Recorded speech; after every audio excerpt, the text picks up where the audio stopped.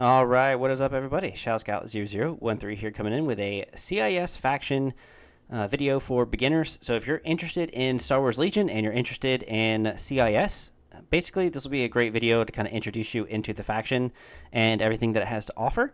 So I want to get a few housekeeping things first. Is if you have a Discord and you want to get interested or involved in Star Wars Legion, go to the Discord that I have. The link is in the description down below.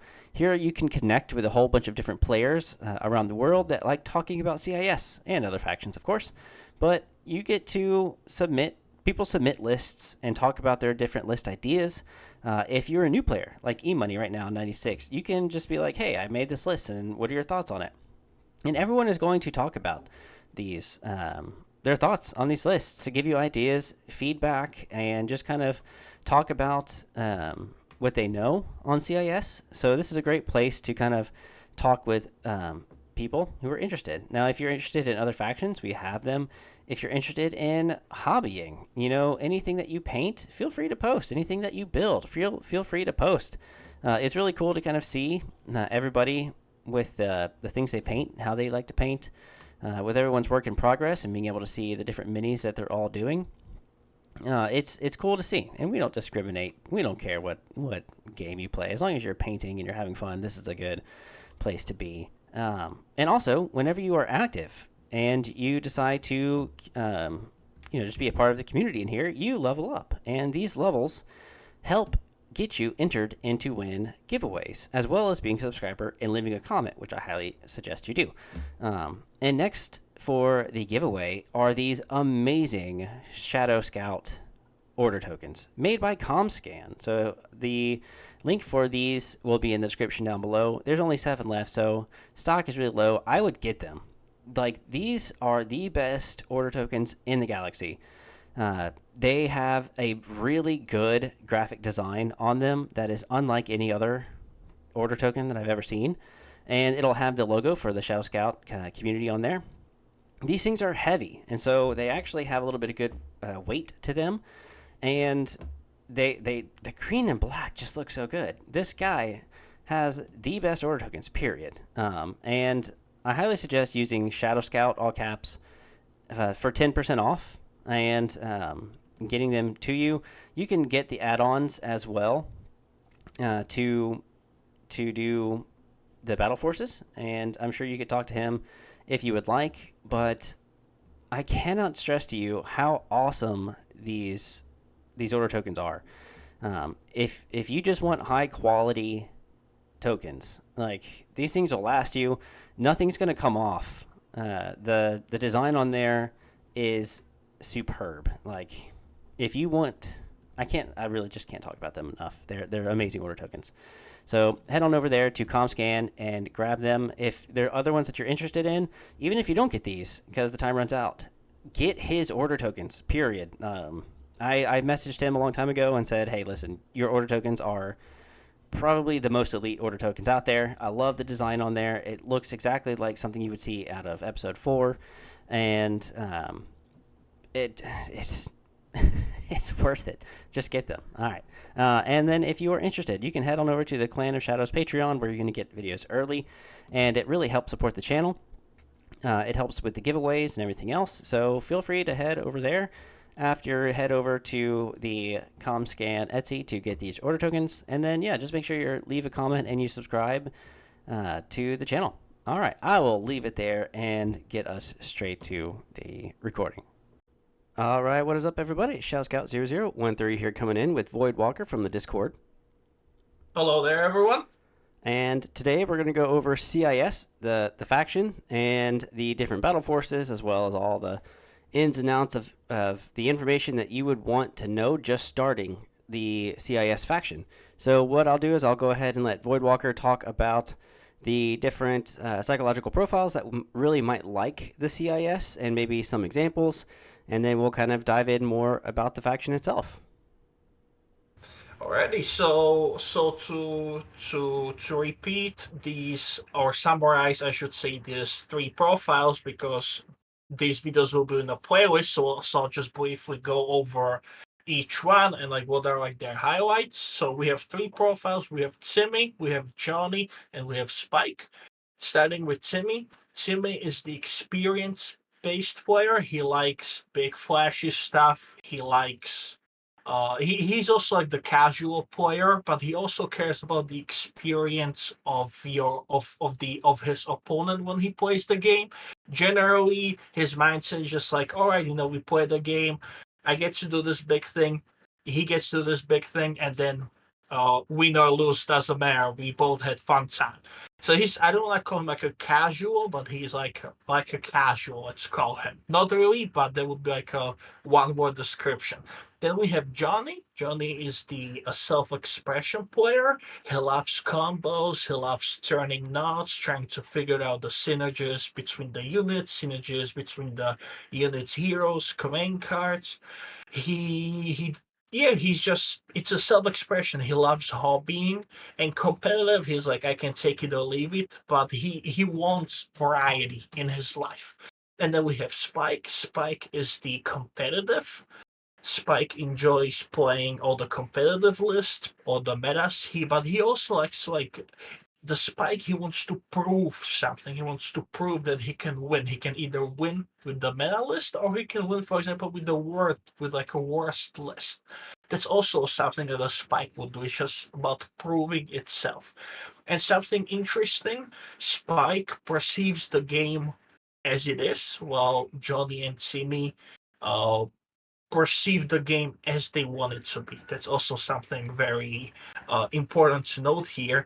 Now, speaking of these profiles, this takes us right into the separatists, and the separatists, I would say that, in my humble opinion, are very as we mentioned in the other videos, the factor of Timmy is present in every faction here, but we're gonna mention like what is more leaning towards to, and I would say that this faction is definitely a Johnny oriented with a big splash of Timmy. Spike will definitely find an appeal here because there are quite a few competitive lists to be made with even with the battle forces or without. But this is more leaning on the Johnny with the Timmy splash. So I would give this like out of 10, let's give it like Johnny 7, Timmy 6.5, which is still high, and then Spike with like a 5. So they're like very close to each other, but there is a big preference for Johnny and Timmy.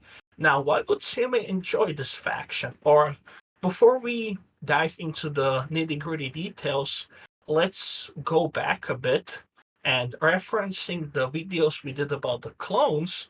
This is this is the sister faction of the Republic, which means that it gets its own faction identity. And in this case, the faction identity is the AI, and the AI pretty much is every separatist, because there are robots apart from the humans that are tagging along, and the Geonosians have the AI keyword, which pretty much means that if they are outside of the range of the commander, which is a range 3, I believe, they might have made it a range 4. I'm not exactly sure.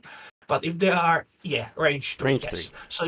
yes. So if they're outside of the range or the commander is dead and the new commander wasn't appointed, they need to take that specific move, like that specific action that AI dictates that the unit has to make, needs to take it as its first action. So if there is an action which says, like, for example, AI move, and you are outside of the range, your first thing that you have to do with the unit is move, and then you can do all your other actions that you can do with the unit. Or Still for example, limited. if the Still limited to yeah, 2 actions though. Yeah. So if it's yes, like, if you're outside of the range 3 of your commander, and it's, you've got your crab droids, and they've got, defensive protocols, and they're outside of yes, that range 3 of a commander, then your first action, it says AI dodge. So your very first action has to be taking a dodge, and then your second action, it could be move, attack, whatever it needs to do. But you're limited to the 2 actions still, and your first action has to be the AI. And Spike would find this one of the best factions. Spike in the competitiveness.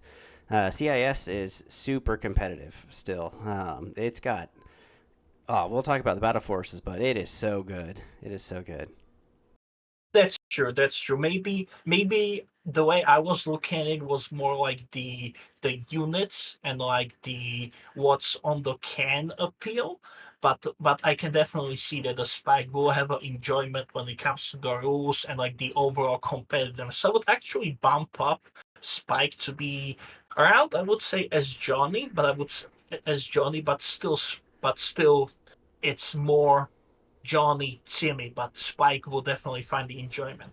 Now, Yeah. speaking of enjoyment, let's actually talk about this faction as it is. So, where do we want to start, Shadow? What are we gonna introduce to the new players as like what's like the factions thing? Like what's like their identity apart from the AI? What would we say it's like the separatist thing? So apart from the AI, this droid faction has very few biologicals. So your Geonosians, which are the little flying bugs, are going to be a part of it, and they've got some really fun things that they can do. And you've got Count Dooku, the man himself, and then you've got Cad Bane, which everybody loves, and you can use Bosk. So you've got those guys that can really do a lot. And the faction identity is, hordes. So if you have, played 40K and orcs are your thing, then you're going to be able to create massive armies, like up to Or 14 Tyranids. or what? Or Tyranids. Oh, Or Tyranids. The yeah, bugs. Yeah. yeah. And if you And like, one Battle Force. Yeah. oh, okay, yeah, if you like those really big numbered units faction wise, then this is going to be your faction because you can fit 14 pretty stacked activations, 13 really good activations for your list. Like you'll be able to include like a two crab droids, a spider droid, Cad Bane, Bosk. You're going to be able to include a super tac droid. You're going to be able to include at least six, B1s with a heavy. And yeah, there's a lot that you'll be able to fit in with the faction, and you'll also get Maul and Ventress along with that, and the fact that you have really good order control for most of it, because you're going to be able to hand out orders through coordinate like crazy. So if like you just hand out one order to your B1, you can daisy chain it all the way down to the very last B1, so all your core have an order, and then your last core can still coordinate to a droid trooper unit. So if you've got the commando droids, you can still coordinate to one of them before you really hand out many orders, because the T-Series droid, the regular tactical series droid, has direct core, so you're going to be able to go ahead without having to give out an order and direct your entire core if you've got B1s, and then you can start handing out orders. So really the only thing left in the bag are the important items that you weren't able to coordinate, and so you kind of really have great order control the whole time. I think that is a huge deal, especially with the timing of things. And Dooku has cunning, which means that if you tie like a one pip, then you are going first, so you've got priority. And then even Dooku has direct to trooper unit, so there's lots of ways to be able to control the battlefield with what you're doing. And even if you give an order to a unit with AI, you don't have to worry about AI. AI only kicks in when they don't have an order face-up order token to begin with, and if they're outside of range 3 of a commander. So if they're within range 3 of a commander without a face-up order token, you don't have to worry about AI either. It's really just kind of when you're outside of that range 3 without a face-up order token. So yeah, I would say that is really the thing. It's a kind of white save heavy faction, but you have a lot of red saves between the crab droids and Dooku and commandos and Maul and Asajj. So yeah, they've got quite a bit of great units that you can combo, and that's why I think that they're pretty competitive, because with the fact that you can fit in, like I said, 13 activations with a loaded Dooku, 6 B1s with heavies, and then some support units, and just give everybody the stuff they need. It's really hard to overcome. And with the new Aqua Droids, oof, yeah, you've got a walking mobile versatile wall Yeah. So yeah, it's good. Yeah. Well, I would definitely say it's like the highlight of the faction is that this is the faction where you can also do a lot of activations, but you can also bring a lot of bodies to the table. There is a battle force. Well, let's start battle forces while we're here because this is also, I would say, a great like faction seller. Specifically for this faction, you get two battle forces. You get the Separatist Invasion, which is pretty much kind of based on all the big Separatist invasions happening throughout the prequels, throughout the Clone Show. So that's the theme. Like we are putting as many bodies as we can, or in this case robots, on the table as we can. And then we have the experimental division or the experimental battle force. The experimental battle force was based on several or should I say was themed on a few Clone Wars episodes where they showcase some of the more well prototypes or the experimental droids. And we're gonna get into the nitty gritty of the experimental battle force in just a second. But what I think sells this faction is the definitely the separatist invasion because because you can bring up to 8 core units. You still have to meet the basic requirement of the three, but you can bring up to 8 B1 squads, which means, and Shadow knows where this is heading, you bring your basic B1 squad and then you equip the squad upgrade, pushing your unit limit up to 13, I believe, with the heavy weapon, and then just do the times 8 or times 7, and you're looking around 100 or so B1s on the table, and your opponent has to chew through them.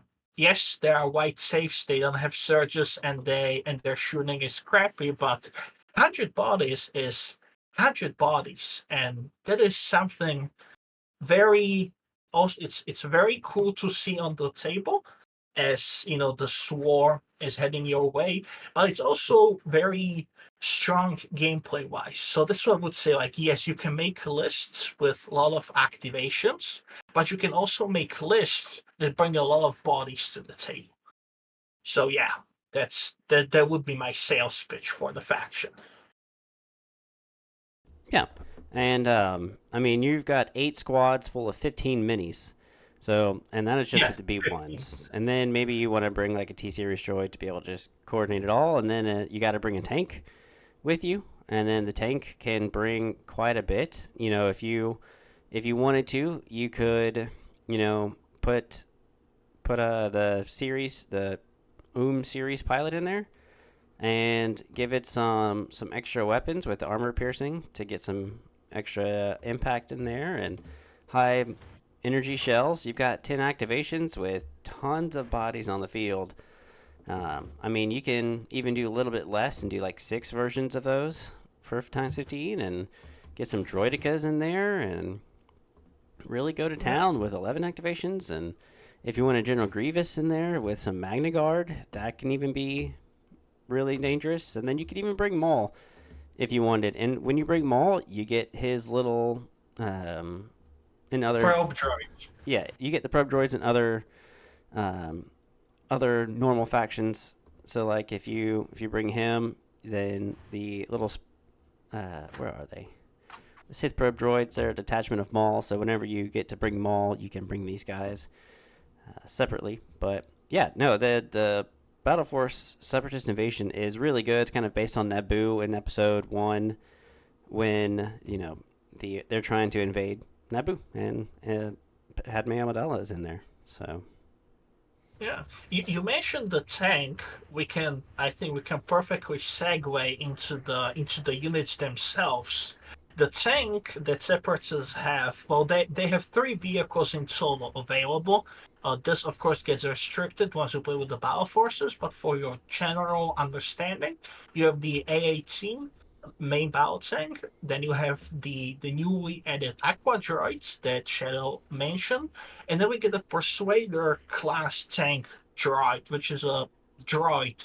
which I recently learned. It's a droid. It's not a vehicle. It's a droid vehicle, and it has an AI keyword too, which was pretty cool. I didn't know that. But speaking of, let's mention the tank. The tank is a red save unit with a surge to hit, which makes it an absolutely lethal vehicle on the battlefield when you are going up against other armor. My beginning, a little bit of a fun fact. My beginning in the Star Wars Legion game was I was pretty much trained on Separatists, so my ATSTs have been fighting the main battle tank of this faction for quite some time. And let me tell you, the red saves and the armor piercing shell coming off here, it's very scary and very lethal. Yeah. Yeah. Um, So yeah, go it's ahead. really Sorry. no, it's just really good, and the fact that it surges to hit is pretty insane. There's lots of hits that you're going to wind up getting. I mean, the the hit rate alone, I think, with the tank itself is you're probably going to get about 42%. The average number of hits in an attack with that is about 2.9. And then you have an aim, and then you can shoot it again with twice with barrage. So the tank can be very deadly. And again, I Yeah. mean, you can add weapons to it too. Yeah. I think this tank is the only vehicle with the barrage keyword. I'm correct in that assessment? Yes. Yeah, so a very unique keyword to have in this lethal unit. Another highlight I would definitely like to give are the newly added Aqua droids. Now, something that needs to be said about this faction is that this faction has a very if you're a player and you're like, all right, there are so many like droids, like how can I deal with this? Well, apart from shooting in them, this faction is fully susceptible to the ion, which is something that we need to bring up. Would you like to tell the audience what the ion does to this faction? Yeah, so if any of your trooper units, anything that's droid or vehicle oriented, if it is wounded by an ion weapon, you basically get an ion token and you have to roll a white dice in order to not lose an action. And if you've got multiple ions, you just roll that many dice. But no matter what, you still only lose one action for having one to however many ions. But it's just easier to roll it off if you only have one. Now, if you've got two or so, chances of you rolling both off are very, very low. Not impossible, but very, very low. And yeah, you might still lose that one action with Ion. Yeah, and remember, if you are out of the range of commander and your unit landed an ion and you failed to roll it off, you roll off the ion, you are left with one action, and that one action has to be an AI. So you don't get to do as much thing with that unit particularly. So just beware of the ion. But there are ways to remove it. Obviously, you can roll it off.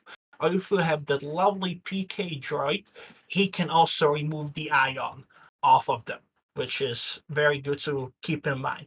The reason why I'm mentioning Ion is that our next guide I want to highlight the Aqua Droids or the Wall, as you can build them, because you can build these guys as sort of like a marching line of sight blocker. You just need to be very careful with how you position them because just because they are a vehicle, they have an armor too, but they have white saves, they can still be caught out of the position and you can lose them very quickly.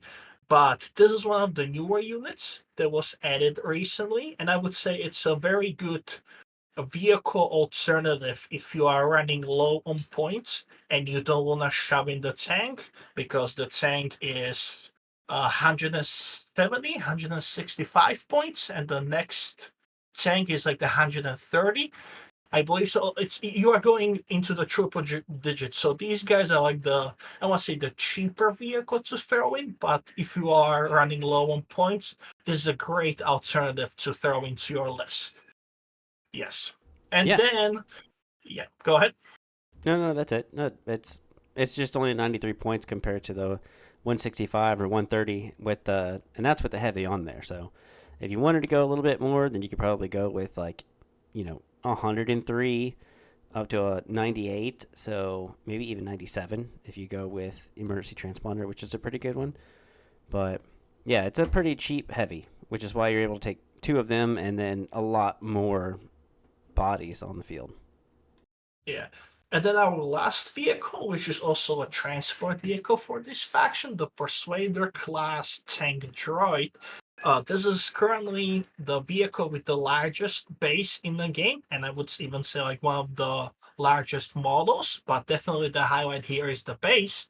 And since you can transport the unit, you pretty much give them what would be like a good? Well, you pretty much give them almost like a Scout 2, Scout 3 onto the board because the vehicle base is such large. It's very big once you see it on the table or on a CTS.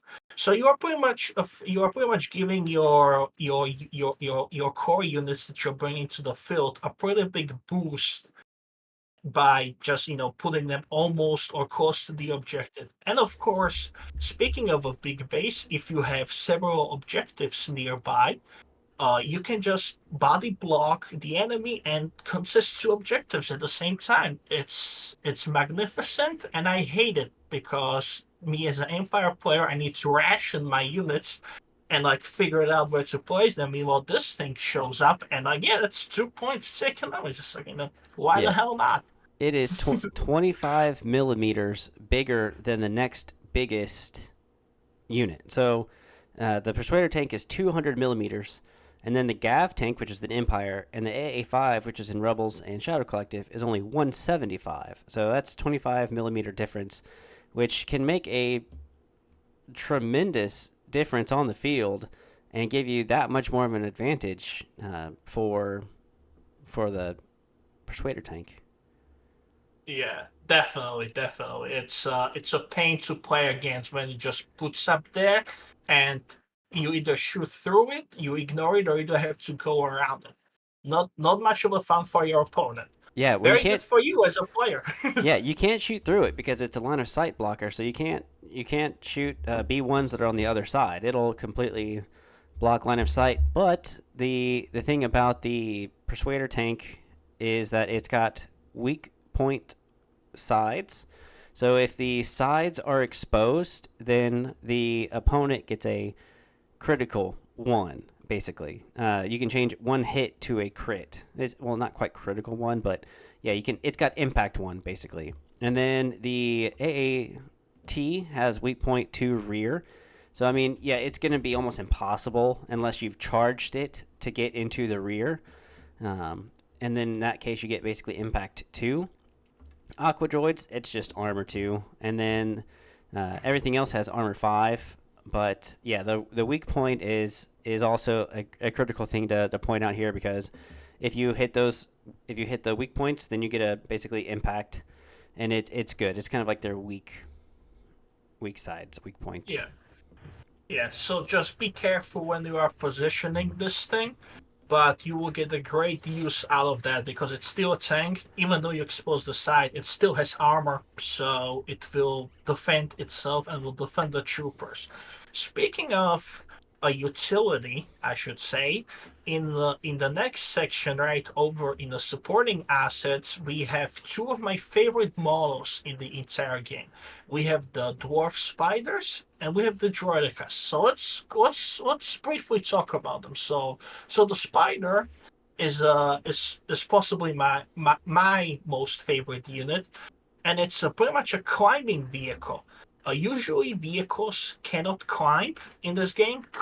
Vehicle or the support assets, well, the support units, but this one can. So if you need, you can perch this little robot somewhere, and with the assortment of guns that it has available, you can also deck him out into different things. Do you need to keep him up close with your B1s or your heroes charging in?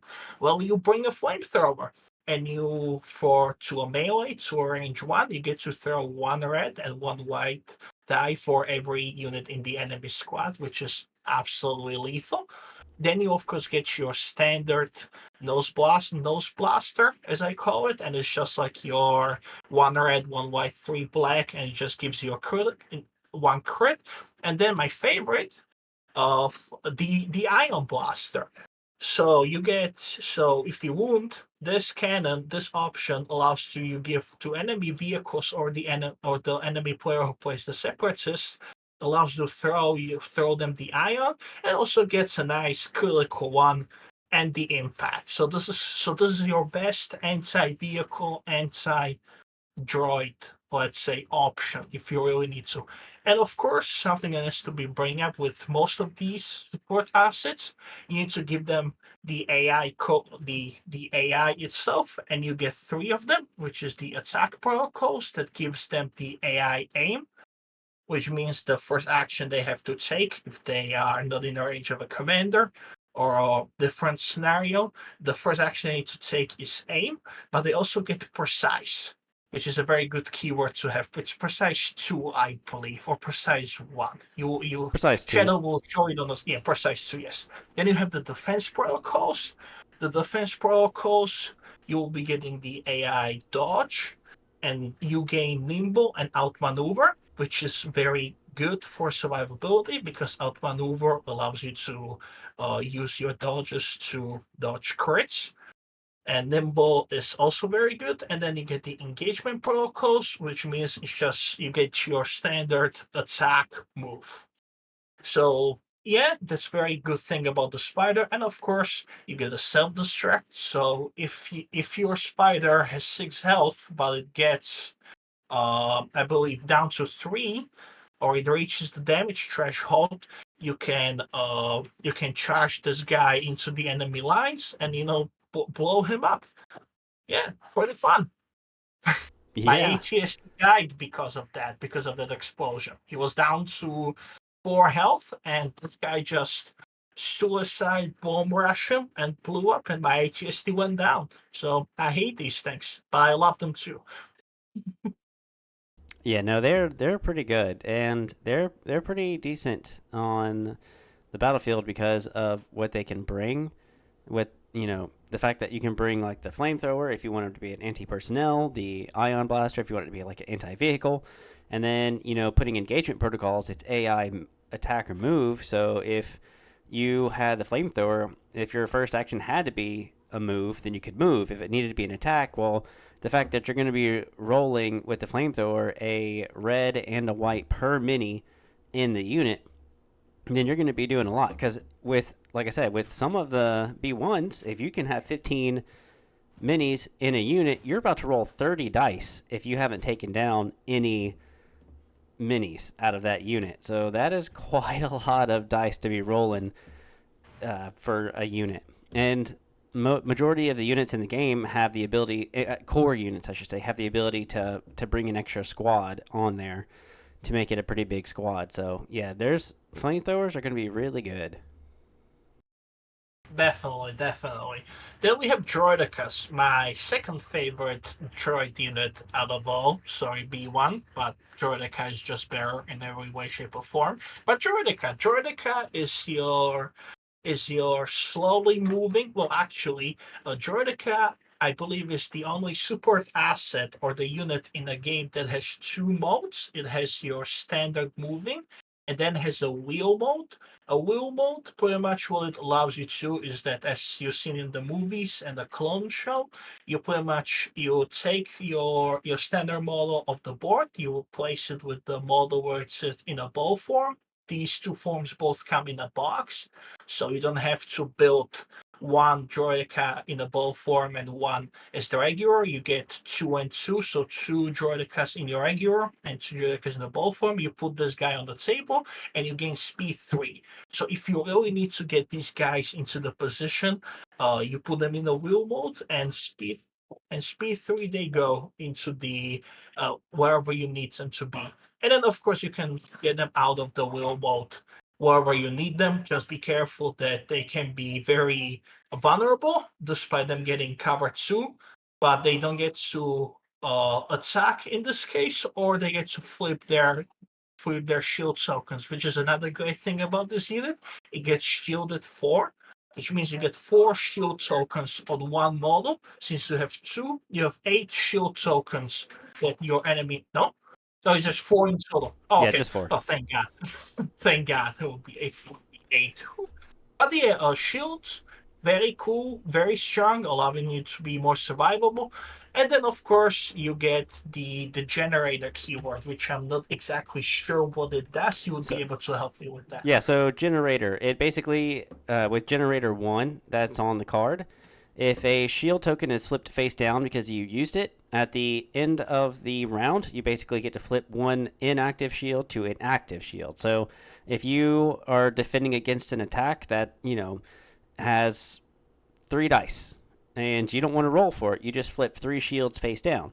And then if you didn't take any more shots at the end of the round, you'll flip one of those face up, and now you've got 2 face up shield tokens and then 2 face down.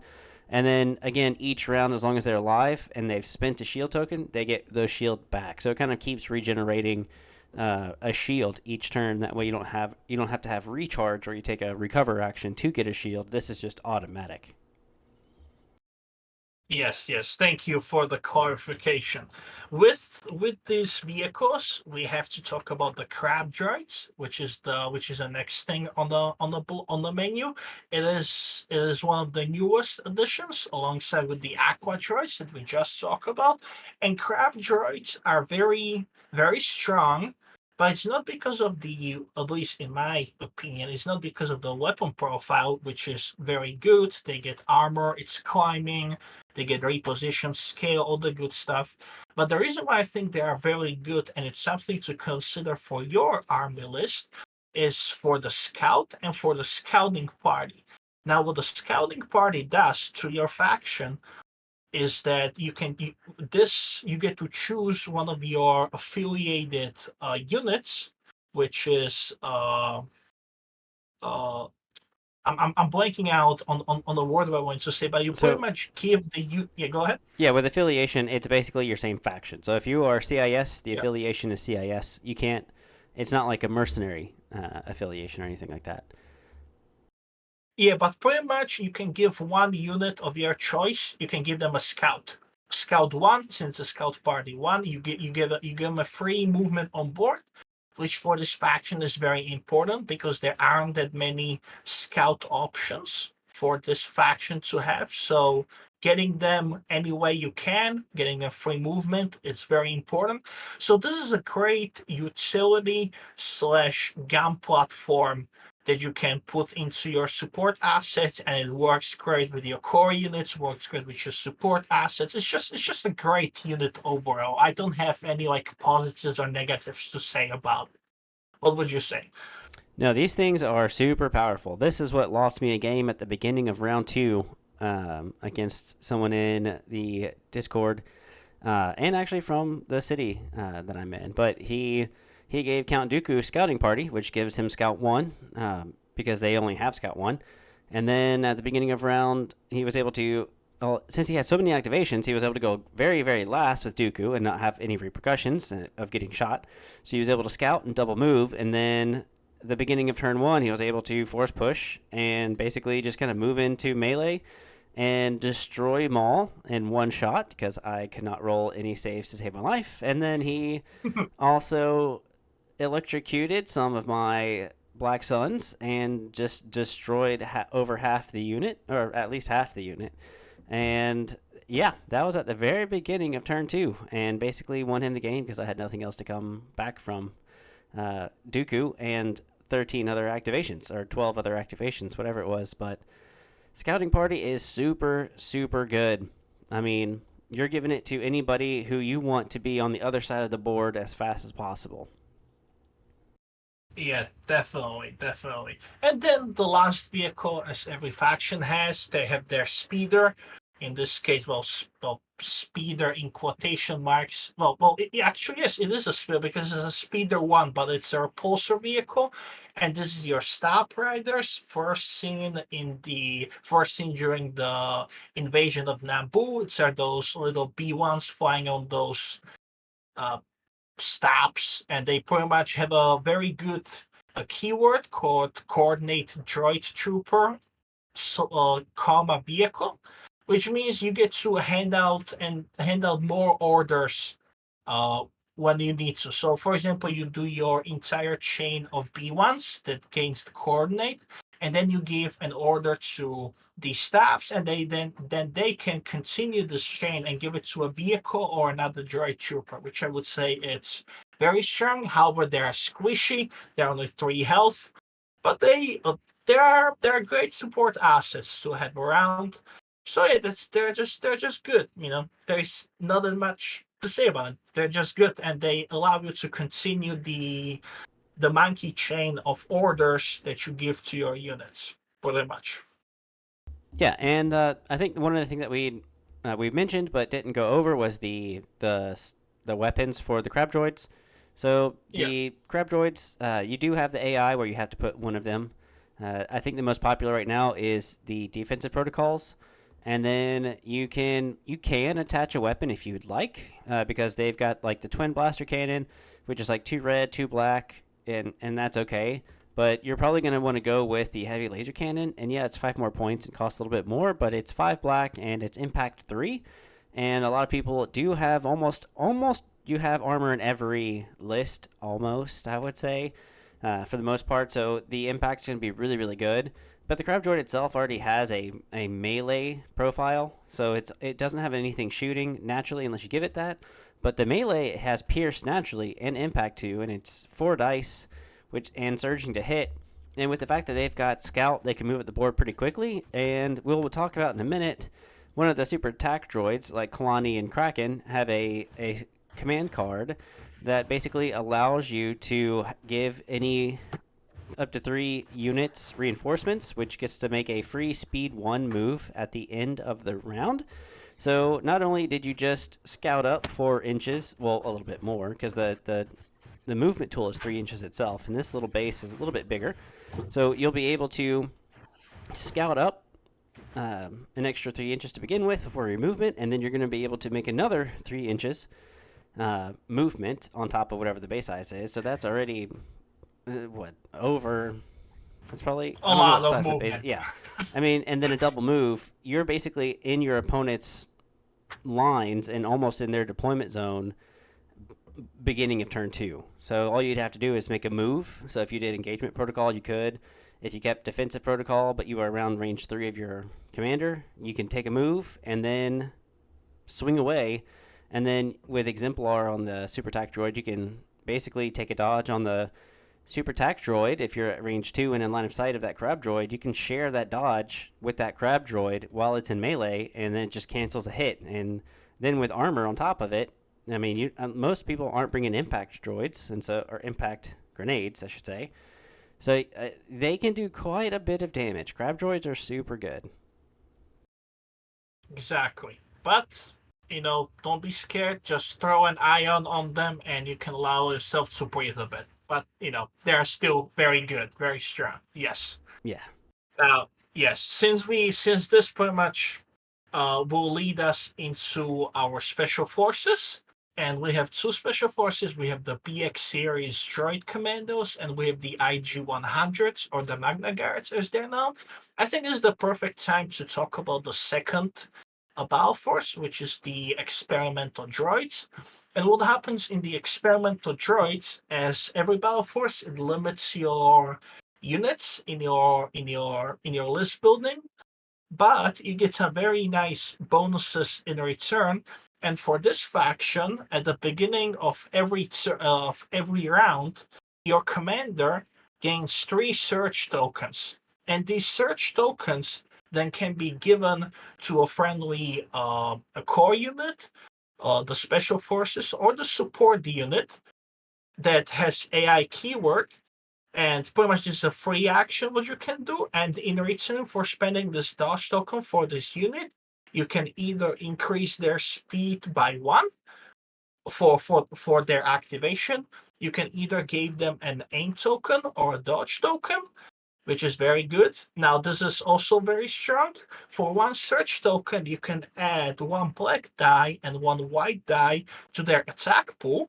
So if you feel like that you need to really kill something, spend a search and give your weapon profile 1 black and 1 white. And then the last choice they have available, you can remove up to two suppressions. Now, something very interesting about this faction in general is that, like all other units, droids can panic, but they cannot be suppressed, if I remember that correctly. Would you like to elaborate on that a bit? Yeah, so most of the time, especially with Courage 1 units, you you get shot, you get a suppression. Now, if you've got only Courage 1, which let's just say you've got battle droids and they just got shot and they have a suppression.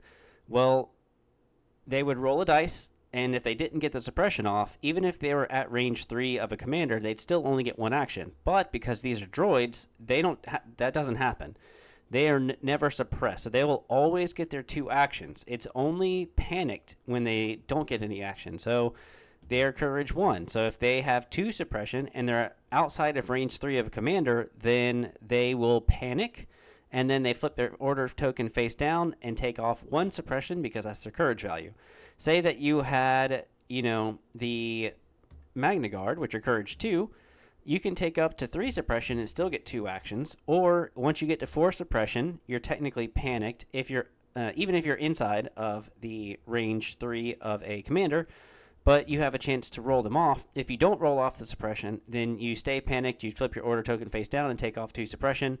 If you've already gone and you gain 4 suppression, then still technically you are panicked, and then you don't score your objective. But none of the droid commanders have anything above Courage 2, but then Dooku has Courage 3, so if he's your commander, which he's a commander, then you wouldn't panic until you get 6 suppression. So it's nice to have these high, courage commanders, but the suppressed rules just mean that a B1 or any of your droid units will never lose in action. They're either going to have their 2 actions or they're going to be panicked. Exactly. And the reason why I bring this up in this particular battle force is that in this battle force, most of your droid units were tweaked. They are experimental in nature. And this perfectly brings example of the Magna Guards. The Magna Guards in your regular army builder have 2 health and 2 courage. However, in your experimental battle force, they only have 1 health and 1 courage, but get some different keywords in return, or the keywords are slightly adjusted. So if you need these guys not to panic because they are only a courage 1, and sometimes they could find themselves out of the range of the commander, which isn't usually the case, but it can happen. You can spend a search token to remove these 2 suppressions if they get focused down. But now, with that, talking about the Magna Guards, I hate these units with passion because these things are 2 health and 2 courage. They are red safe with a search to hit. And they pretty much, what they do, they follow your hero around. They're pretty much the bodyguards. And they pretty much go with your hero into every melee they can. And it sucks playing against them because, as I said, they are a 2 health unit. So even if you are feeling that you are doing damage, you are still not doing enough damage because they have 2 health, and it's just scary for them when they close into the melee because their melee profile is they have pretty much 2 melee profiles to choose from. They can either use the electro staffs, or you can add them the whips, which add also immobilize, because why not? Or you can give them the rocket launcher, but most of the people just commit them to the full melee, give them the whips, the electro staffs, maybe an extra guy, and they just run after you and just chew through you. So yeah, they're not they're very scary. I hate them, but as a maybe a soon to be maybe if you are a new player and you are looking for some solid melee unit to add to your arsenal, this is one of the ways to get them. The Magna Guards. Would you like to add anything to this scary murder box? Yeah, the Magna Guards will come in a Separatist invasion box. So if you ever get the invasion box, you'll be able to get them. And the fact that they have 2 health each and they have a base unit of 3 minis, that's already 6 health. And then you can add, like I said, or like you've said, you can add an Electro Whip soldier or an RPS guy or the Magna Guard, which gives them 8 health. And they also have, retinue with a commander, which means that if they're at range 2 of a commander, they can get themselves a free aim or a free dodge. And then they also have AI dodge and move. So if they're, they don't have an order and they're outside of range 3, then they have to take the dodge action. But more than likely, they're going to be as close to your commander as possible because they also have Guardian 2 commander, which means that they can with retinue. So when you've got Guardian, you can't use backup with these guys. But then when you have retinue, you can use backup. But I think that's with something specific. So that's a little bit, Yeah. nitty gritty. But basically, you can have, if you have Count Dooku and he's within 3 inches of a B1 squad unit leader, and Dooku takes a shot from range 3, and there's 4 hits that go through, well, then you can use backup, which cancels 2 hits after cover with the B1 squad, and then you can Guardian 2 more hits with the Magna Guards and roll the Magna Guards red dice and have them take wounds instead of Dooku. So now 4 hits that came through after cover are not even touching Dooku at all. So that's why Guardian is very, very good with these guys. And then they've got dodge charge, which gives them a free melee attack action. So you can double move and then get a free attack action. And the action economy is really good. And the fact that they have unhindered, which means that difficult terrain is not difficult for them. They can just walk right on through. So yeah, these guys are going to charge in and do some damage, but they're also going to Guardian whatever commander you have, and especially if they are with Grievous, because Grievous Oh yeah. which we'll talk about soon, has Entourage, the Magna Guard, which gives them a free order token at range 2, up to range 2, I should say.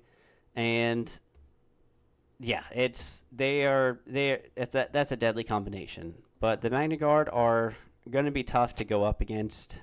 They are also immune to melee Pierce, so you can't use Pierce against them in melee like with Vader, as we talked about before, or Anakin.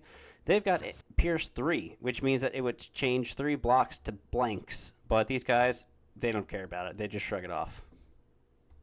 Yeah, if you also need to tie up an enemy hero in melee, they are perfect units to do so, because they will survive a bit longer with their impervious, but also you can throw them around the board and see, wherever you need them. Speaking of being an action monkey, let's talk about the BX series droid commandos. Very mouthful, but these are your special forces droids. One of their very cool abilities they have, or should I say an action they can take, is jump. So you can pretty much post them up wherever you need it.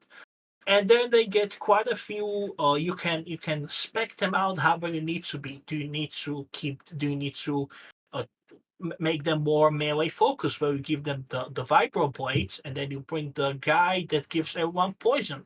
Do you need to keep them more long range? Well, you bring the sniper guy, and if you need them keep a bit longer, give them shields, because why not?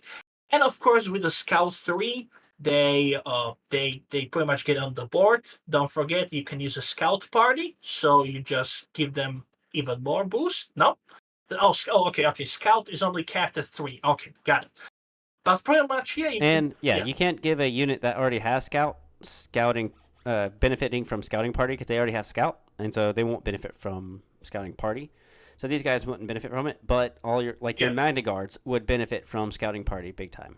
And there's nothing Yes. above Scout 3. Exactly. Okay. All right. And of course, like the Magna guys, they also have impervious. So if they need to be in melee, they can definitely survive 1 or 2. They are a safe unit, unlike their B1 counterparts that are a white safe unit and no surges. And yeah, they are just a great special forces that you can deck out however you need them to be for the mission or for a specific objective that you have in mind, and you unleash them onto your enemies. Yeah, that's how I would sell you the BX series. Would you like to add something to Yeah. the BXs? No, definitely. So with the BXs, they've got impervious instead of immune to pierce. So impervious means that if you are going up against a unit with pierce, like I said, Pierce 3 maybe, then they get to roll 3 extra dice. If it's Pierce 2, they get to roll 2 extra dice, and Pierce 1, 1 extra dice. So basically, and the Pierce would still happen. So like if you have Vader going up against them, and he swings and he gets 6 hits, Pierce 3, then these guys get to roll 9 dice, and then basically any blanks you see, that's how many wounds you take. Because then you take the 3 blocks and you change them to blanks, and then but you roll 9, so then you take 3 out of there, and then you count however what the difference is. So basically, it's whatever blanks you roll. But yeah, they can basically not have immune to Pierce, but kind of stay alive in melee against those kind of units. And then with scale, again, they are really just unhindered. There's no terrain that can stop them. Sharpshooter 1 just takes their opponent's cover from heavy down to light, or light down to none. So it kind of negates the ability to block their hits. And rolling 2 dice each, 2 white dice each mini from range 1 to 3 might not seem that great, because white dice usually have a pretty lower rate of hit, but you've got 2 chances out of 8 on each dice to be able to score a hit through. And when you're rolling 8 plus, possibly have the BX series, which rolls 2 red, it's really, really good. And then you might, if you're getting up close enough, you're probably going to have the Dioxis Mind Saboteur, which gives your opponent no cover with Blast and Poison 1. So if you do a wound, you give it a poison token, basically doing 2 wounds instead. Or if you do 5 wounds, you still give them a poison token, and then after their next activation, they lose a mini, which could wipe the whole unit. So these guys are really good. And then the Vibro Swords are great because it gives you a charge. So again, it kind of helps your action economy with the fact that you can still do your normal 2 actions, your move, or an aim and move, and then still get a free melee attack. The shields are recharged too, so if you do spin those 2 shields, you can recover to get those shields back and then shoot. These things are very deadly in, we would say, like the experimental droids, because in experimental droids, you can, recover and then spend a surge token from off the commander to get a free aim and then shoot. So that way, if both of those shields are down, you can get those shields back up, still get an aim and shoot, unless you wanted to go the deadlier route, and instead of taking an aim, you can spend a surge off your commander to roll an extra black and white dice from range 1 to 5. So experimental droids are so good, and when you do take a full BX Commando droid unit, you get the option of taking a strike team, which is basically 2 minis altogether. So you can bring, again, your sniper or your Dioxis Mind Saboteur. It's probably best to just bring a sniper on this one. It used to be like, you could bring a few strike teams, 2 strike teams, and a full unit of Saboteurs. And the Saboteur here can basically explode one of the strike teams' Dioxis Mind, but that's not how it works anymore. Because it's the actual attack itself and not an action to lay a mine. So you're probably going to be bringing the sniper along with the strike team, and then just leave them in the corner and have the 2 guys just taking pot shots of 2 red from range 1 to 5, which is a very long way. I mean, that's 30 inches. That's a fairly long-ranged attack with them. And it's only 60 points for that strike team, and they can still bring shields themselves to keep them alive even longer from other snipers. So they can basically just stop another sniper's hits with the 2 shields and then recover and shoot or whatever else to keep them alive a little bit longer. So yeah, the BX droids, the strike teams can be really good. That means you can have up to 6 snipers on the field if you really want it, which I've played against, and that is not fun. Having 6 range 5 units with 2 red and being able to basically spin an aim to make it pierce. And with, it's so good. Yeah. Before we move on, something brief or something quick about the strike teams. We forgot to talk about this. Every faction specific special force can bring a strike team. So for the Empire are the Scouts, for the Rebels are the Commandos. For the Republic, it's the ARC Troopers, and for this faction, it's the BXs. But the similar setup as what Shadow just described applies to all the other strike teams that can be bring in the other factions. Speaking of other factions, and how I mentioned a few times how your core units are sometimes used as the chaff. Well, behold, I give you the B1 Battle Droid, the ultimate chaff of this game, coming in as one of the cheapest core units at 38 points, and with all the availabilities to them that you can deck them out, it is pretty crazy. Despite for them being a white save unit with no surges and only shooting white dice, you can really kid them out how you need them to be. Do you need them to be sitting on the objective and trying to survive? Give them the battle squad the squad upgrade, which is only 38 points and adds seven more guys. So you are already looking at 13 guys sitting on the objective, and that's the bodies you need to chew through. Do you need them to be the bodyguards for your PK droid that can repair stuff, or the medical guy who can heal your heroes? They can do that too. Do you need them to not like you will be like keeping them like more outside of your commander range? Give them the security droid or the OOM droid. You can put them and you can just stick them out however you need them to be. But also, as I said, this is your cheapest chaff unit, and you only need to bring three of these guys to satisfy your core requirement. So you just bring these guys, and you can give left to the other units, like the B2s, that we're gonna talk about in just a second. Shadow, would you like to talk about the B2s for a second? Yeah. So the B2s have changed, I think, for the better. So basically, you've got with the B2s, you can bring the heavy, which is either the B2 ACM Trooper, which is just 3 red at range 1 to 2, or you can bring the B2 Ha Trooper, which is a 2 red and a white, range 2 to 3. It does cancel out any cover. It does cycle back, so if you use it this round, next round you won't be able to use it unless you recover. But then the next round after the second one is it's back to normal, and it's got impact 2 as well.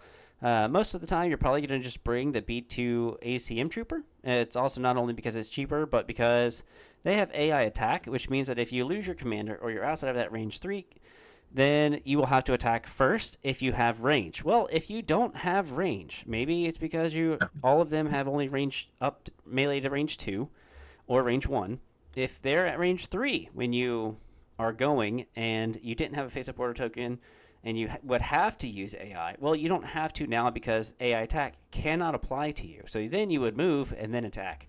So that's one way to get around it. And if you have the B2, well, you'd only be able to shoot with the B2 Ha Trooper and then do something, which kind of negates everything you want. So the B2 ACM is really good. And then you can still bring a squad with these guys, but it's only 4 because they're all 2 health each and 2 courage. So you've already got 3 in the base unit, which is 6 altogether.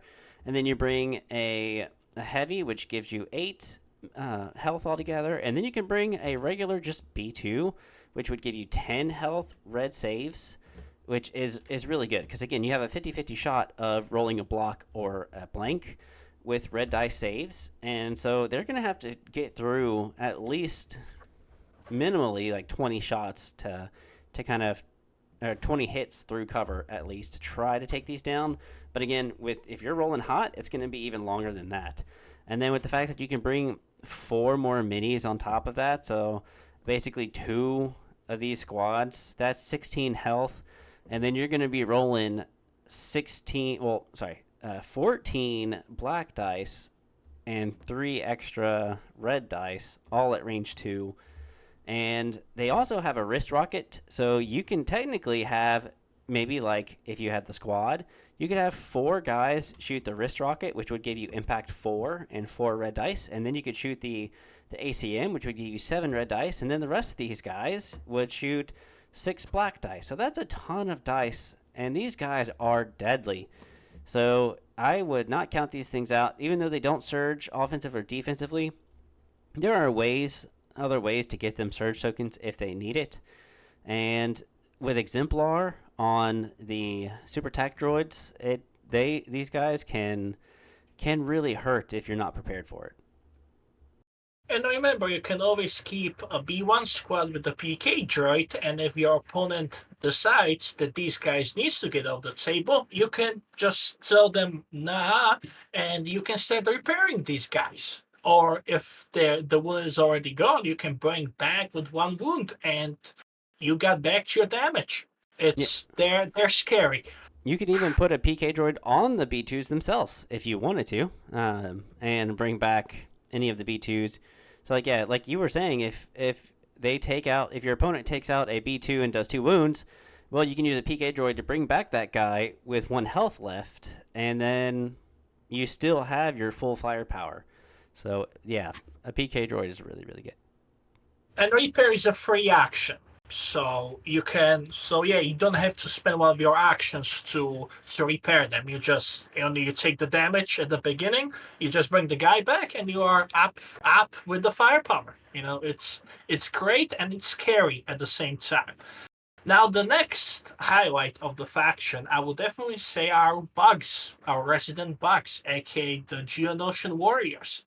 Now, these guys are very fast, can jump 3, which makes them very, very strong.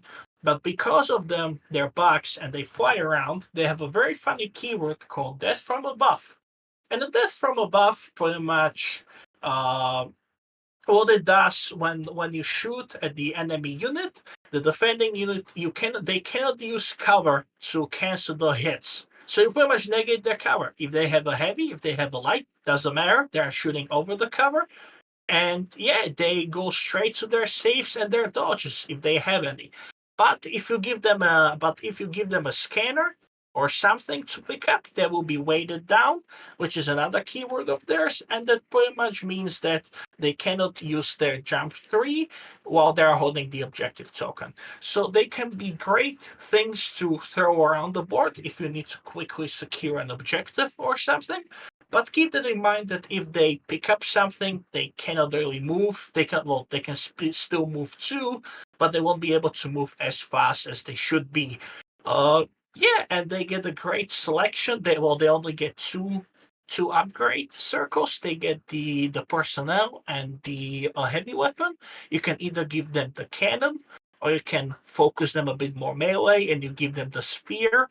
And then you can give them the personnel upgrade, which I believe is the squad upgrade or the just the single guy. Am I correct in that? All right. Yes. Yes. Go ahead. Now, the fact that it's a free action to jump 3, which is not only the highest in the entire game, but basically it's a free move. So you can basically move 3 times, which is not possible for anything else. With the fact that it's a free move action, then it's so good because you speed 2, free jump, and then you can move again and then move again as your normal 2 actions. So these guys have the ability to really shoot across the board because they've got a range 2 gun, which kind of keeps them at close range. And they don't surge to hit, but the death from above really kind of helps a lot. And the Force Pike Warrior gives you the ability to kind of choose what melee and overrun you want. And we've never talked about overrun, I don't think, but these have the ability to overrun.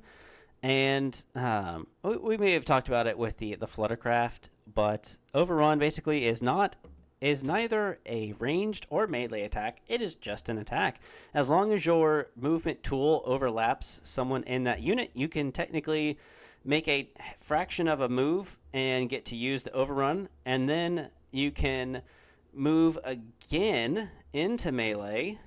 And as you do that, you can overrun, and then you can technically attack. And the overrun is also suppressive, so allowing you to give a suppression token even in melee, which is very niche, and so you might be able to do that. Now, it's overrun 1, so technically I guess you could only use it that once, and not, like move and then move into melee again and then do it, but you're going to be able to do quite a bit of fun attacking with them. It's actually, yeah, so you do a free jump action, overrun, and then you do a move action to overrun, and then you can Attack. Yeah, so I think that's actually right. Yeah, I don't use overrun in clones or in Empire, and then with the the swoop bikes that I use in Shadow Collective, it's I think overrun 2.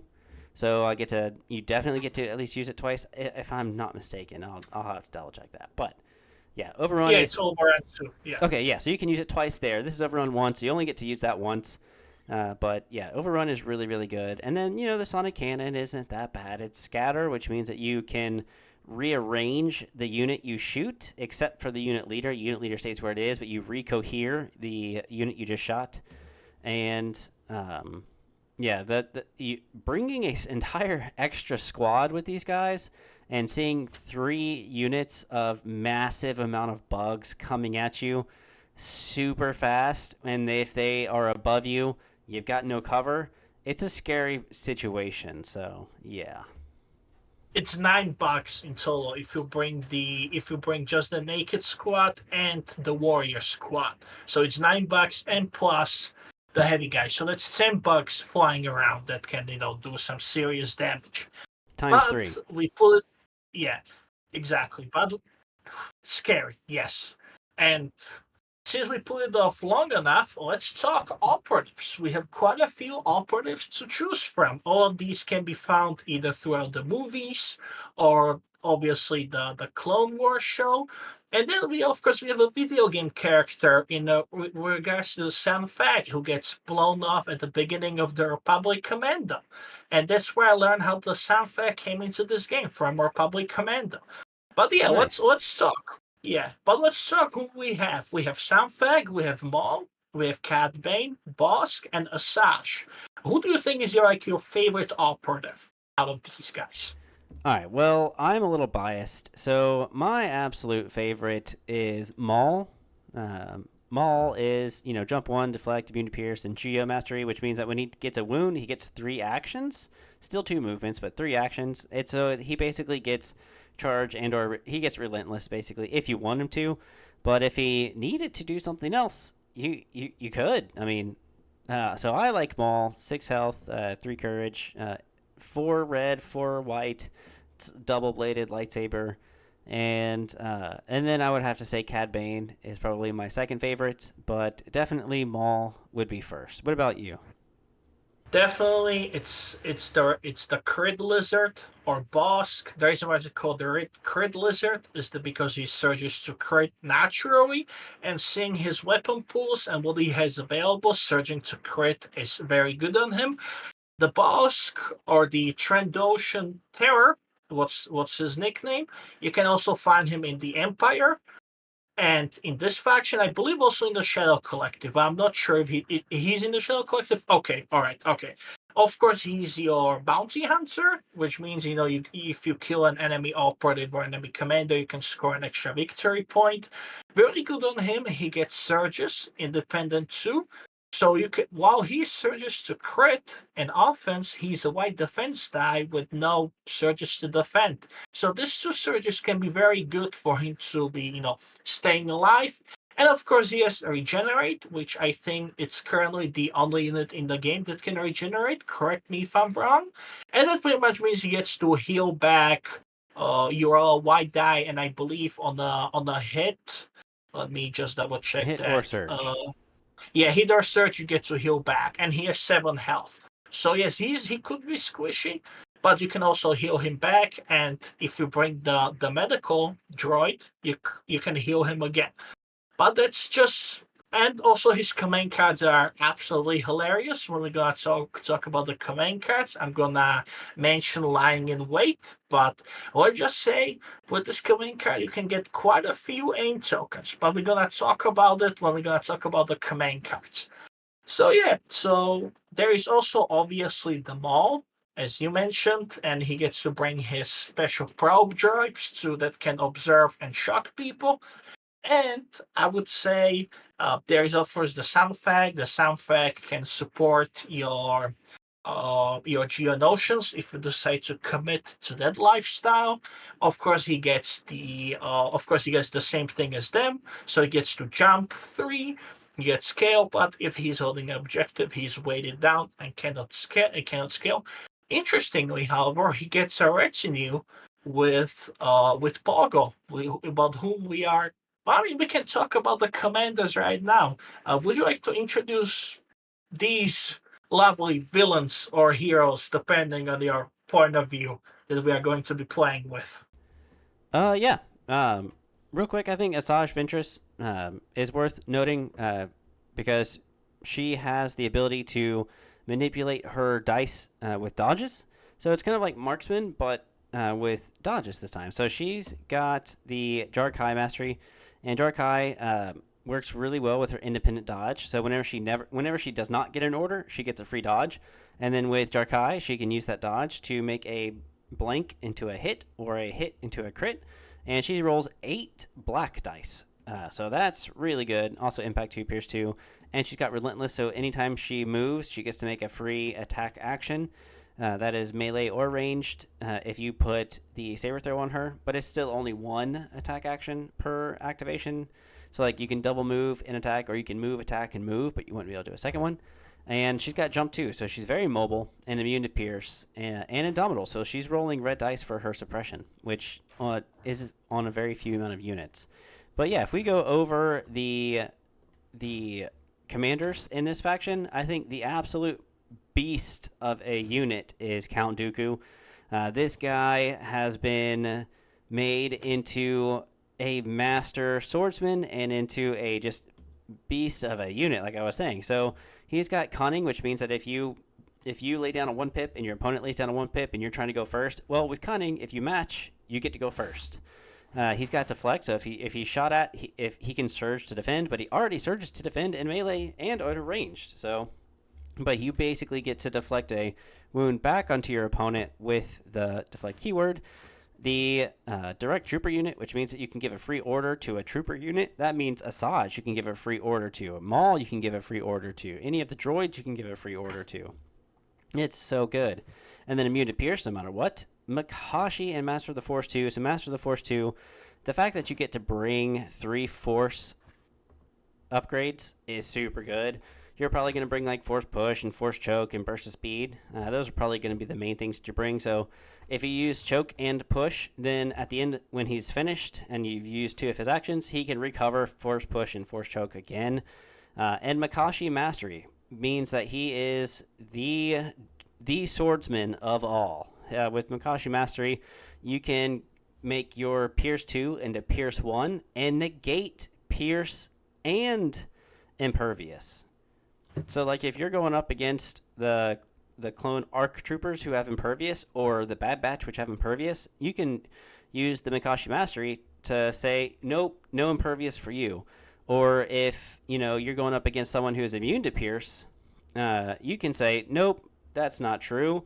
I'm going to make it Pierce 1 instead of Pierce 2, and you're going to take one no matter what. And he's got a melee of 5 red dice, surging to crit, impact 2, pierce 2, and force lightning, which is pierce 1, scatter, and suppressive. So you can rearrange that unit, other than the unit leader, give it a suppression token, plus another suppression token for the ranged attack, so 2 suppression, and then pierce 1. So you're going to be able to automatically cancel a block into a blank. Now, the only thing that kind of is like, is that he doesn't have charge or relentless, so he doesn't get to make that a free attack action. But this guy's got so many things to make up for it. And 6 health, 3 courage. He's got a 70-something% chance of making a block on all his red dice. This guy is never going down unless he just fails a dice roll. So he is probably the guy worth talking about. Definitely. I would like to give a shout out to Pogo, a very underrated character in this faction. I would say Pogo is of course the leader of the Geonosians. Like all his Geonosians brethren, he gets jump, but only jump 2, not jump 3. Of course he gets weighted down. But this is where the fun begins with this guy. He gets compel, which means he gets to, if the unit is suppressed but not panicked, they can gain a suppression for a free move action. He can pretty much compel them to move. And then, of course, he has Entourage to the B2 battle droids, and don't forget, the Sound Fag has a retinue with this guy. So this guy greatly synergizes with all the core units that separatists have to offer. And of course, he has pretty nice command cards, but it is just an overall strong bug that can support your army and make them very good, from what I heard, and played against too. So yeah, Yeah, that is would you all. like? No, Yeah, go ahead. and have we talked about the super tac droids yet? Yeah. No. Let's talk about our super attacks. Yeah. So the Oh boy. last, the last. Besides the T series is good. Just a normal generic commander who basically can kind of just hand out an order token to a core unit and give out some surge tokens and use exemplar. But the main guys are Kalani and Kraken, who you've probably seen in animated shows. Kraken and Kalani are really, really good with the fact that, Strategize is insanely good. Direct AI unit, so giving any AI unit, that is your crab droids in support or your core unit, and then, or even special forces. Reinforcements on him himself, so basically, Kalani can make a free speed one move at the end of his at the end of the round of round one. He's got sharpshooter, and these guys give you access to command cards that are really, really good, working with all different types of units. And I think you can also bring most of these guys in the battle forces. You can definitely bring Kraken in the battle force. And with the Separatist invasion, you can't really bring any of them. So just Kraken in the experimental droids. But Kalani is probably going to be standing around the spider droids, or be around the crab droids, because he's going to work so well with them, especially with Exemplar. And Strategize 2, which means that you can just take a suppression on Kalani and give out a free aim and a dodge to 2 units. So, yeah, this guy is definitely a crazy good commander. Yeah. And Kraken, he has charge, so if you really need to, make a melee attack with this guy, you definitely can. It's an option on the table. And then, of course, let's talk about our resident cyborg, General Grievous. Take it away, Shadow. All right, so Grievous is insane with eight health. He's got low courage too, so he could easily be suppressed and panicked because he's not a droid trooper. He's just a regular trooper, so he can be suppressed and lose an action. But he's got 2 red, 2 white, 4 black in melee, and then he's got a free ranged attack with Relentless if you needed to. So anytime you double move, you can, shoot your Annihilator pistol at range melee to range 2, and then it's versatile. So if you're in melee, you can actually shoot out of melee with this gun, and it's critical 1, pierce 1. So the ability to change a surge, which you don't naturally do, into a crit and pierce, along with your trophy lightsabers as well. It's critical 1, so you change it to a surge to a crit. It's impact 2, pierce 2. And with Jedi Hunter, if you're going after like someone with a force upgrade, you basically surge to crit naturally. So that's only going up against Jedi or Sith. And you're immune to Pierce, which is really, really good. And Entourage with the Magna Guard means you give your Entourage Magna Guard a face-up order token if you're at range 1 to 2 of them. And then Block means that if you just spend a dodge token, then you can surge to defend. So there's lots of ways for him to surge and do what he needs to. It's just a matter of making sure that he can get into melee as fast as possible, and he's got some pretty good command cards, and I did a video on him not too long ago, so if you're interested in him, you can go ahead and check that out. Shameless plug right there. Exactly. Always gotta plug the stuff in. Speaking of command cards, we pretty much talked about we pretty much summarized the faction as it is. Of course, as with every faction, it has access to mercenaries, both Pikes and Black Suns, but once again, you have so many other choices to have, so you don't really use them in this faction, but they're there, it's an option if you are feeling extra unique in your list building, you can definitely bring some mercenaries and figure out some cool synergies. But let's talk command cards. What would you say are your like top three overall command cards of this faction that you enjoy? Could be a hero, could be an operative, whatever it is.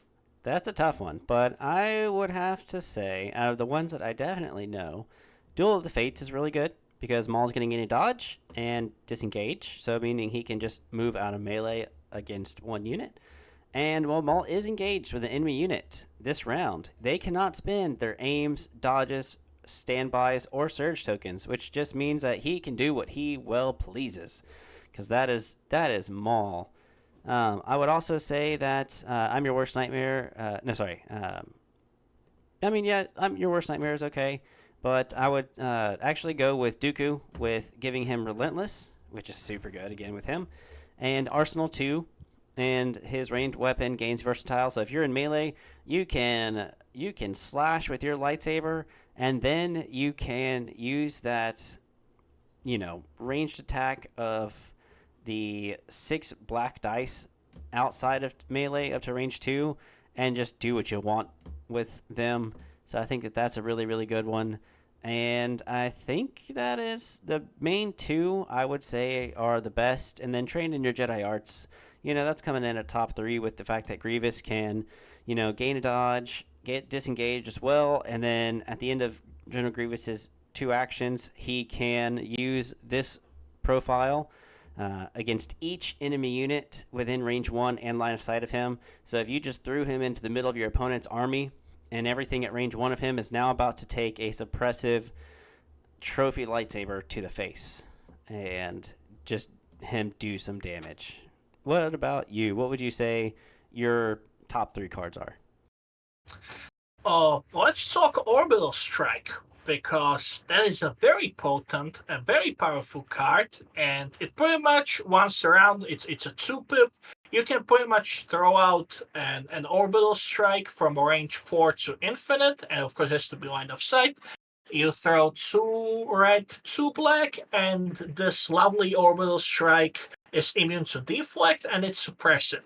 So if you really need to suppress or make sure that something is gone off the table so it doesn't pose a risk to you, go ahead, use the airstrike. It is definitely powerful.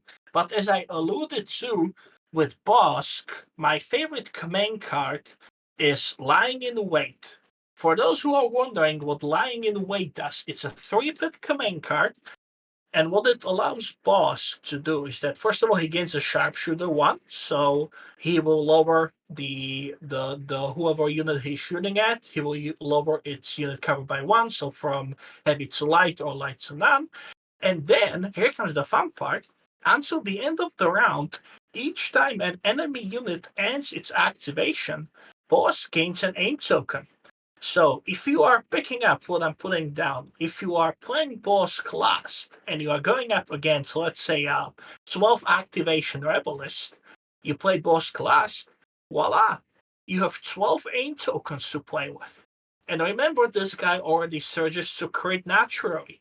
So by the time you are done with the shooting at the unit and you finished your attack pool, there's a very high chance that all those whites and all those let's see that mortar rifle he has with the 1 red and 4 white, you can make sure that all those things are crits, and then on top of that it's suppressive and you pierce 1. So if you really need something, that play Lying in Wait, wait with your Bosk, and then at the end of the round just cause as much mayhem as you can.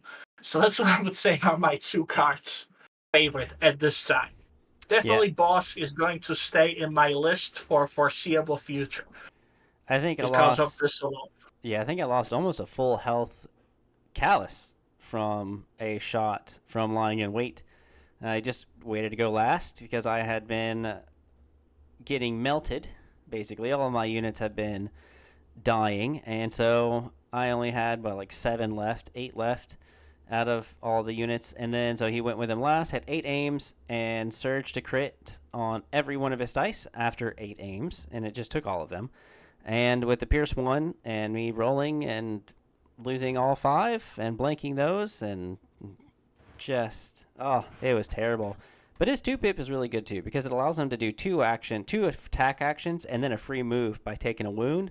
And then with regenerate at the end, you can just regenerate that back more than likely, depending on your role, and make that 2 free attack actions and a free move action with nothing to lose.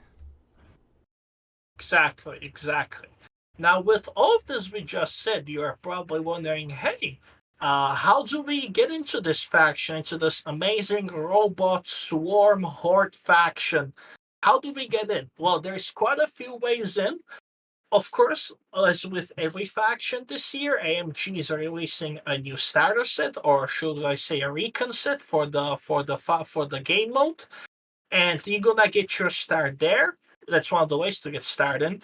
In this box, Shadow will have it pulled up so you can see it's going to be a General Grievous.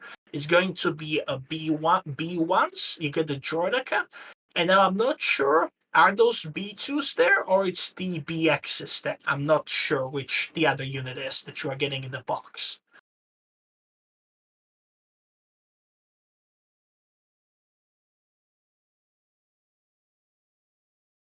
Yeah.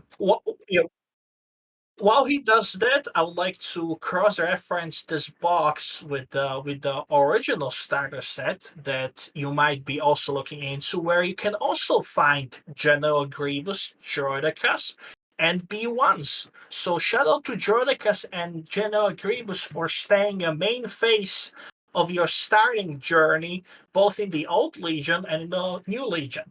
So what do we have in the box, Shadow? So in the new box that is coming out, you're gonna get 2B1 squads with the 30 droids all together. You're going to get one massive B1 squad unit that comes with all 30. You're going to be able to get a massive B2 unit that comes with everyone to be able to do the extra squad, and you're going to get 2 droidekas, which gives you a support, and then Grievous. So it's going to give you quite a bit of stuff to start with to make a 600-point army. Yes. As I mentioned, Grievous, B1s, and Droidekas were also the OGs in the Republic Separatist starter set. So if we track down that half, if you want to get into the faction right now and you're able to track down this half, you will also get Grievous, you will get the Droidekas, and you will get the B1s.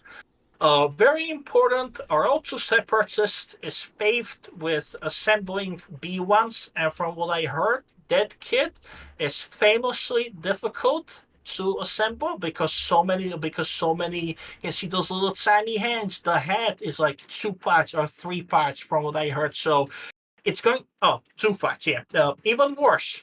So yeah, in that case, be prepared for a lot of assembling of the same unit and a lot of feigning of the same unit, but you're gonna need it because the B1 is your building block of your army. Now Droidekas are always reliable, so even if you double up on the Droidekas and you get the starter set, both the old and the new one, it never hurts to have more Droidekas because they are just so great. And then there is the third box, which is the Separatist Invasion. I'm not really sure about the contents on this one. I'm sure Shadow has it pulled out, so please tell the audience what can we get in the Separatist Invasion box. Yeah, so with the Separatist Invasion box, you're going to get 4 units of B1s. Not the enough for a extra squad, but I think you're just going to get the normal you're going to get the normal squad plus the extra guy, so that'd be 7 plus I think a normal heavy that comes with it, so 8 minis times 4.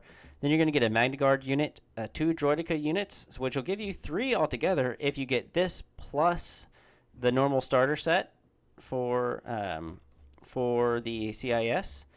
So that is a really good way to start and build your army. And then you're going to get Grievous. So yeah, you can get multiple ways to get Grievous, but if you get this one plus the starter set, you're going to be well off for getting started with the CIS faction. And the great thing, even though that's the older B1s are harder to put together, the new ones are not going to be as hard to put together as AMG stated. But I think the other reason why it's so hard is because they're probably, if you're the Timmy that really likes the hobby aspect of this. Yeah, So bringing this Simi kind and of Johnny, yes. yeah, so bringing this Yeah. back to the very beginning and why we brought it up is CIS has the ability to make the droids B1s pose however you want. You're going to be able to build those in any pose. There's not a specific one like with all the other factions. They all have that one pose, but maybe like a few different parts.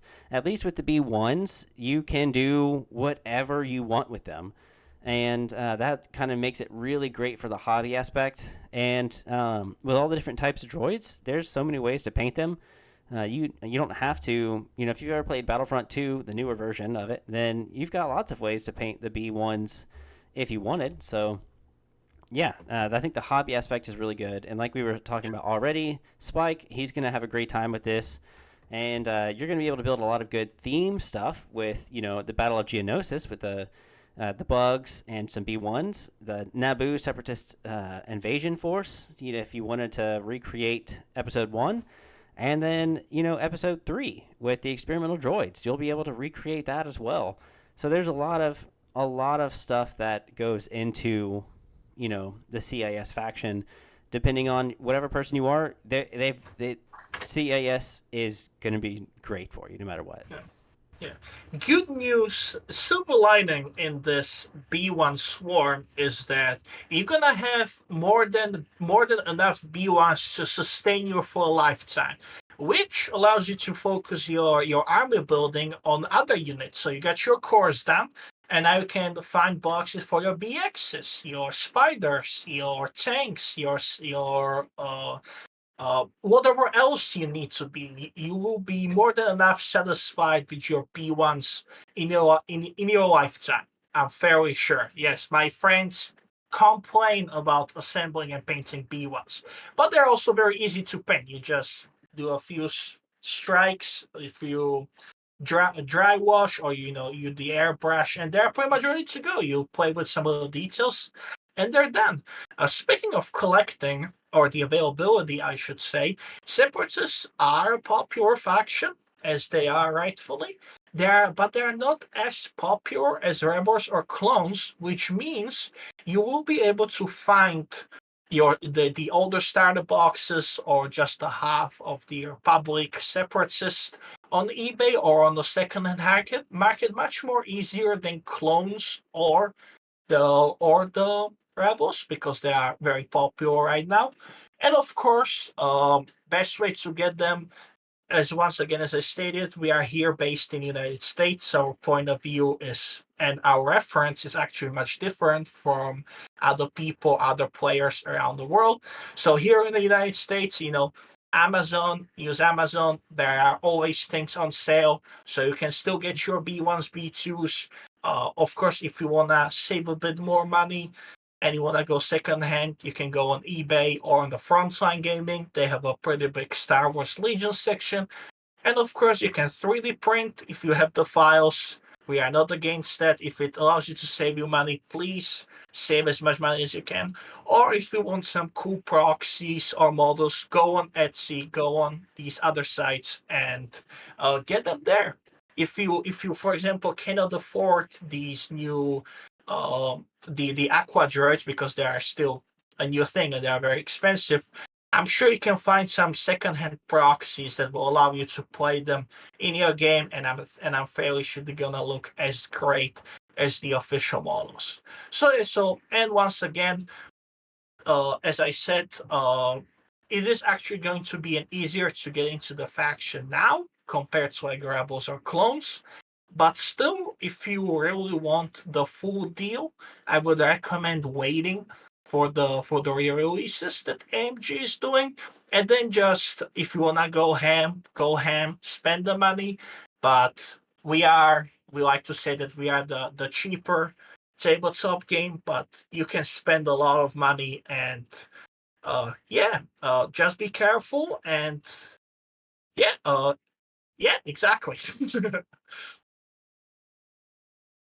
And Yeah. yeah, yeah, go ahead. No, I think that's pretty much it for the CIS faction. If you're interested, I would get them. They're doing pretty good right now, and with the releases coming out in the future, especially with the customizable tactical droid commander coming out, and the at the end of 2025, I think you're going to have a huge, a grand old time putting this not only together because it's a customizable one, so you get to kind of customize, yeah, the the mini how you like, but it's going to be the only what you see is what you get mini. All of the other stuff, like we've been saying, if you love hobbying, it's not a what you see is what you get type of game. It's only going to be that one unit because of the fact that it is so customizable. So yeah, I think you'll have a great old time if you get into it. Yeah, and with that, thank you very much for listening to us. I'll let Shadow do all the pleasantries. Next week or next time when you will see me, we'll be talking about the last faction, the Shadow Collective. And in that video, we will obviously talk about the faction, but we will also summarize at the end all the other factions, all the profiles, and we'll talk about some sneaky hits that we probably did not mention as we went through this all 5 factions. So stay tuned and thank you for listening and take it away, Shadow. Yeah, guys, thanks for watching. If you want to head on over to the Discord, there you're going to be able to, join up for free, and you're going to be able to talk to a lot of people, as I explained at the very beginning of the video. And if you want to subscribe, go ahead, like and subscribe. If you want to be entered in to win some goodies, definitely make sure you are a subscriber and you leave a comment. And yeah, I explained everything in the very beginning. But yeah, y'all have a great rest of your day. I hope to see all of you in Legion. And yeah, Yeah. peace out. See you guys around.